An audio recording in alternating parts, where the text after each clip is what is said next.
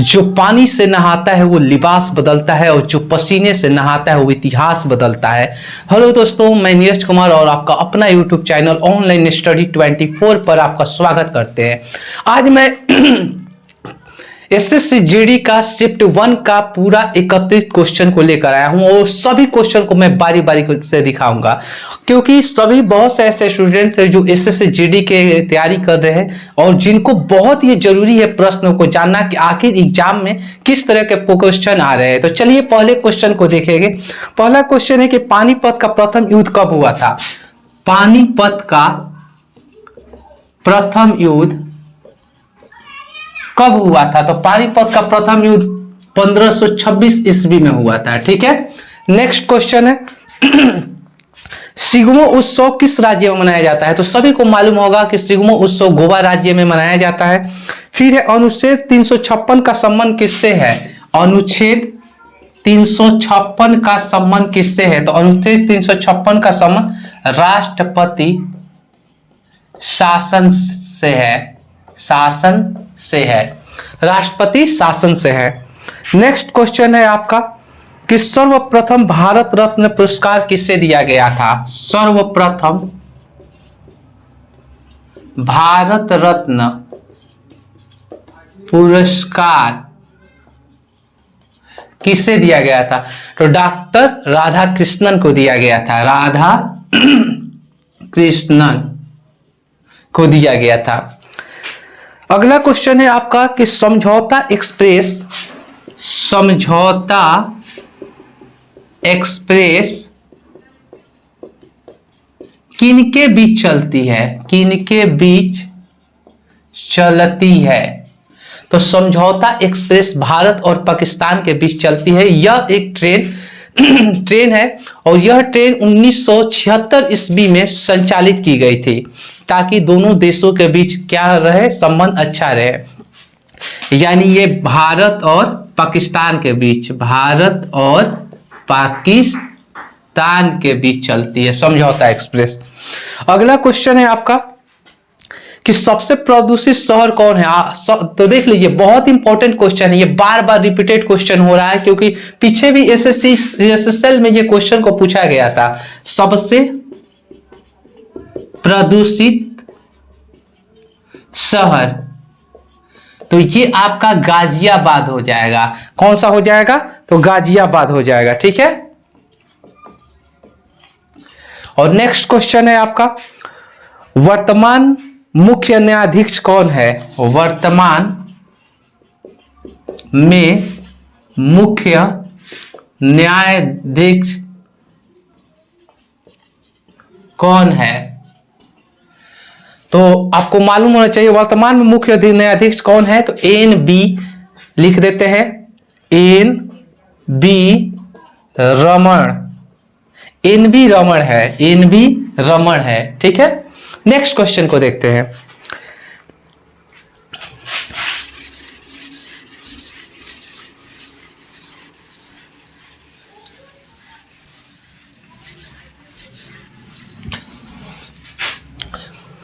और भी जितने भी क्वेश्चन आएंगे वो सभी जो बच्चे हैं वो सभी मेरे को क्वेश्चन सेंड करेंगे मेरे व्हाट्सएप नंबर पर। मेरा व्हाट्सएप नंबर है 707050 और 3200। इस नंबर पर सेंड करेंगे, मैं सभी एक एक क्वेश्चन का आंसर आपको वीडियो में बता दूंगा। ठीक है, चलिए देखते हैं अगला क्वेश्चन। दिया गया है कि मेन बुकर पुरस्कार 2021 किसे मिला? क्या है? मेन बुकर पुरस्कार 2021 किसे मिला? तो इसका आंसर हो जाएगा डोमन गलगुट। क्या हो जाएगा? डोमन गलगुट। डोमन गलगुट को यह पुरस्कार मिला। ठीक है, नेक्स्ट क्वेश्चन है कि संघ सूची में कुल कितने विषय होते हैं? क्या? बहुत इंपॉर्टेंट ये क्वेश्चन है। देखिए, सूची आता है, सम सूची आता है, समवर्ती सूची आता है, ये सभी आप लोग देख लीजिएगा, क्योंकि ये देख रहे हैं कि जितना करंट से क्वेश्चन पूछे जाते हैं उतना ही आपका ये इतिहास, भूगोल, नागरिक से भी क्वेश्चन पूछे जा रहे हैं। और ये सभी क्वेश्चन आपको मालूम होना चाहिए कि 25 क्वेश्चन। और एक चीज और आप लोग सभी को देख लीजिएगा कि ये जो कला और कृति होता है ना, डांस वांस की, ये डांस कहाँ पर है, ये डांस कहाँ पर है, तो ये सभी चीज अच्छे से देख लीजिएगा क्योंकि हर स्टेट में एक पूछा जा रहा है। तो चलिए देखते हैं संघ सूची। संघ सूची में कुल कितने विषय होते हैं? में कुल कितने विषय होते हैं? तो संघ सूची में कुल कितने विषय होते हैं? तो याद रखिएगा कि 61 अभी वर्तमान में है। शुरू जब यह संघ सूची बना था तो उस समय 66 विषय थे, लेकिन बाद में जाकर इसमें से 5 विषय को हटा दिया गया। अब फिलहाल में वर्तमान में कितने हैं? तो 61 विषय है। ठीक है, अब हम देखेंगे मैथ के, मेरे पास कुछ क्वेश्चन आए हुए हैं, मैथ के एक एक क्वेश्चन को देखेंगे और ध्यान से मैथ के एक एक क्वेश्चन को देखिएगा क्योंकि बहुत से ऐसे बच्चे हैं जिनका हमने बात किया तो उनसे यह पाया कि मैथ में क्या होता है कि जीके जीएस और ये जो क्वेश्चन है ना आपका रीजनिंग ये सब बना लेते हैं, लेकिन मैथ में उनको दिक्कत हो रही है कहीं ना कहीं। कंडीशन क्या है कि मैथ पर न ध्यान देना, सबसे बड़ी बात यह है। अगर मैथ पर हम लोग ध्यान देंगे तो ये सभी क्वेश्चन लाइन बाय लाइन आपसे बनेंगे। तो चलिए मैथ के पहले क्वेश्चन को देखते हैं। पहला क्वेश्चन क्या है? 250 का 12% प्लस 300 का 16% और दिया गया है 30 का 40% प्लस वाट, यही है। और आपको दिखाई नहीं दे रहा होगा, रुक जाइए, आपको इसका आंसर बताना है क्या होगा। ठीक है, तो चलिए देखते हैं ये कैसे बनेगा। सबसे पहले यहां पर देखेंगे 250 का 12% कितना हो जाएगा? 250 का मतलब गुणा 12 बटे में क्या हो जाएगा? 100 और 300 का क्या हो जाएगा? 16% यानी बटे में 100 बराबर 30 का क्या हो जाएगा? 40% बटे में 100 प्लस वाट। डबल जीरो ये कट गया, डबल जीरो से डबल जीरो कट गया, ये कटा दीजिए, जीरो से जीरो कट गया, 50 25 हो जाएगा, 5 दूनी 10, 2 से कटाइए, 2 छक 12, 6 5 क्या हो जाएगा? 30, 16 ये क्या हो जाएगा? 48 अब बराबर 4 ये क्या हो जाएगा? 12 प्लस वाट। तो 48 12 क्या होगा? 8 6 14 के 4 हो जाएगा, 4 3 क्या हो जाएगा? 7 हो जाएगा। 74 में से इधर 12 लाकर घटा दीजिए तो क्या हो जाएगा? आपका जो आंसर आएगा 2 हो जाएगा और ये क्या हो जाएगा आपका? तो आपका 6 हो जाएगा, यानी 62 आपका क्या हो जाएगा? आंसर हो जाएगा। ठीक है, तो ये क्वेश्चन आपसे कैलकुलेशन से पूछे गए और सिंप्लीफिकेशन मैं आपको क्लास में बता चुका हूं और इससे भी जबरदस्त क्वेश्चन मैं बता चुका हूं। वो सभी क्वेश्चन आ रहे हैं, देख रहे हैं आप लोग, देखते रहिए एक एक क्वेश्चन को। इसे आप लोग स्क्रीनशॉट ले लीजिए।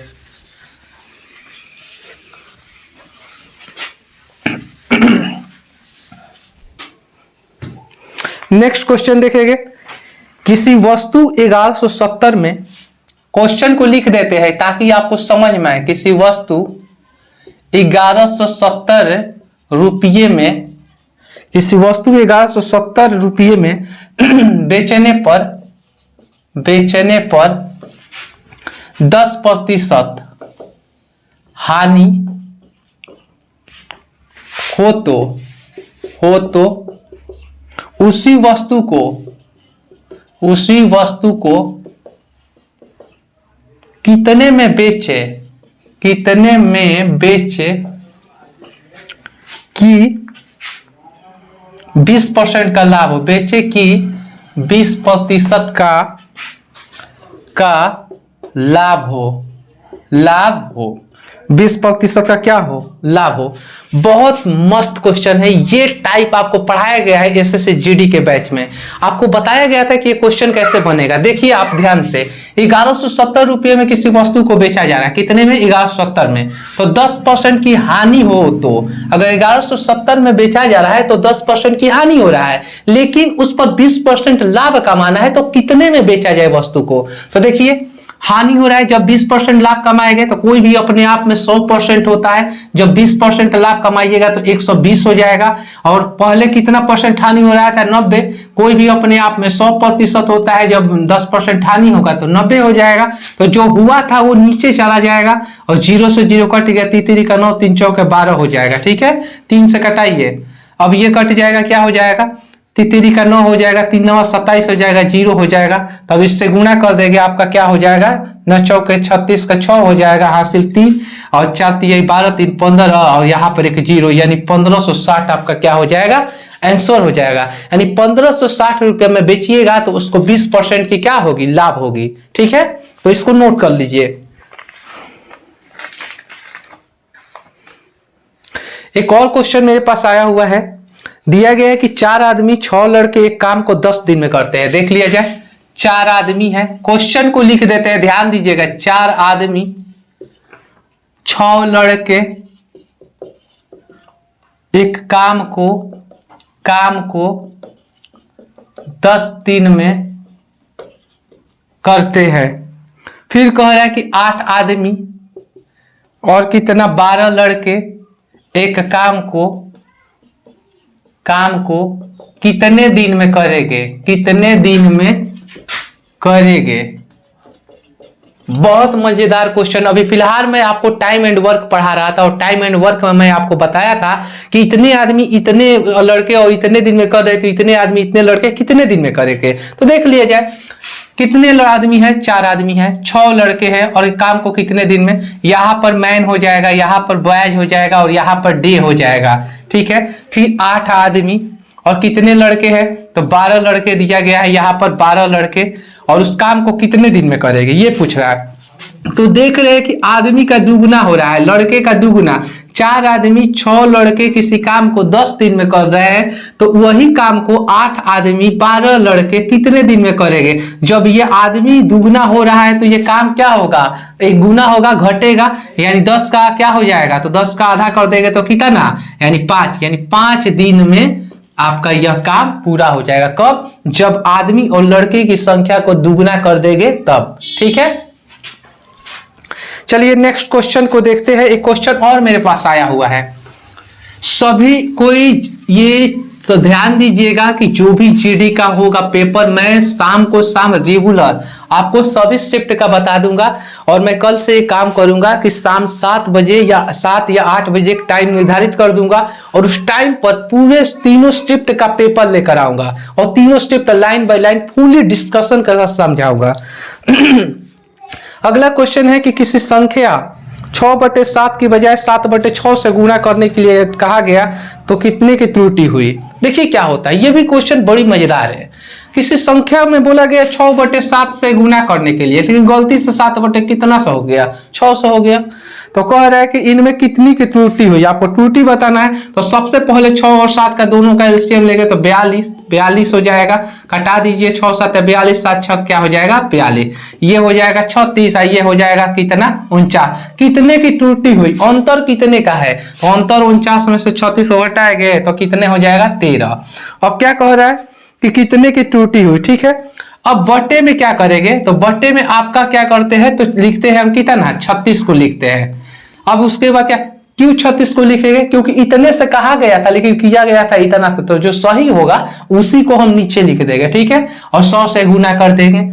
यहाँ पर देखिए तो ये हो जाएगा 9 चौके 36 और 25 चौके 100, 25 3 75 के क्या हो जाएगा 5, हासिल 7 हो जाएगा, 25 और 7 क्या हो जाएगा आपका 32 हो जाएगा, बटे में 9, यानी यह भाग देंगे 9 9 3 क्या हो जाएगा 27 हो जाएगा और यहाँ पर क्या हो जाएगा 5 हो जाएगा 55 हो जाएगा, 9 9 7 क्या हो जाएगा, तो 9 9 5 क्या हो जाएगा 45, 9 5 45 हो जाएगा और 9 छक्का 54, 1/9, ये आपका आंसर हो जाएगा। यानी 36.1/, क्या हो जाएगा 9% हो जाएगा। पूछ रहा था कितने प्रतिशत होगी। ठीक है, तो आप लोग देख लीजिए क्वेश्चन का लेवल क्या है। ये जो भी अगर बच्चे को लग रहा है कि मैथ में हमसे नहीं बन रहा है, तो इसके पीछे सीधी दिक्कत यह है कि मैथ को हम लोग ध्यान नहीं देते, सही वे में सटीक तरीका से मैथ को पढ़ना है।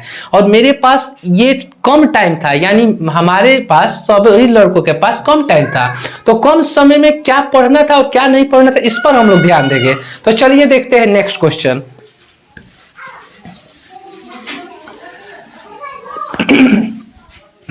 अगला क्वेश्चन एक और आया हुआ है मेरे पास, बहुत आसान क्वेश्चन है ये तो आप लोग बहुत आराम से बनाइएगा। संख्या से क्वेश्चन है आपका कि 10 से 38 विषम संख्याओं का योग क्या होगा?